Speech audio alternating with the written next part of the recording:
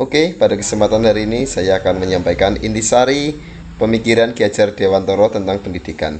Yang pasti ya berdasarkan hasil refleksi tersebut, pendidikan menurut Ki Hajar Dewantara yaitu agar anak tidak membuang pokok kebudayaan yang menjadikan asing dengan realita pada anak didik.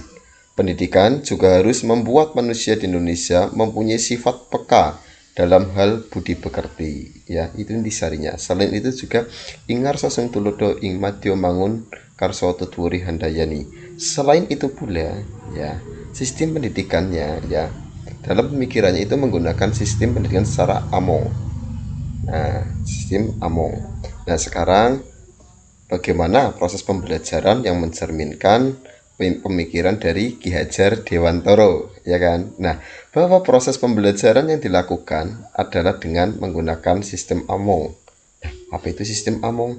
Among berarti membimbing anak dengan penuh kecintaan dan lebih mendahulukan kepentingan anak. Proses yang dapat dilakukan adalah dengan memberikan bimbingan secara individu dan kelompok tanpa melihat adanya perbedaan dari latar belakang siswa tersebut.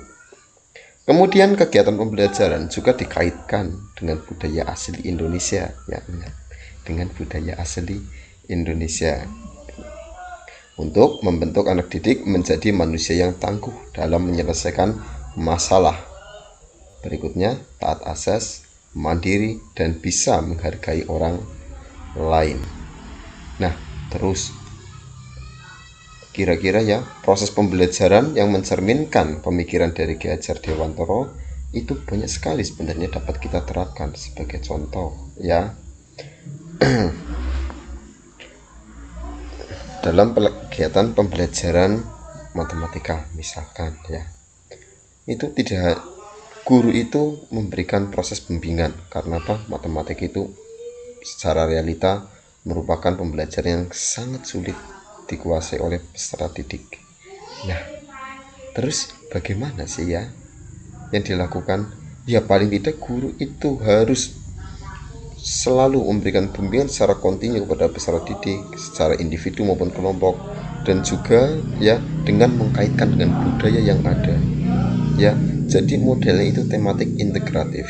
Kemudian yang dilakukan agar proses pembelajaran yang mencerminkan pemikiran Ki Hajar Dewantara dapat terwujud, yaitu antara lain dengan mempelajari konsep pembelajaran sesuai dengan cerminan pemikiran dari Ki Hajar Dewantara, ya, yaitu dengan menggunakan sistem among.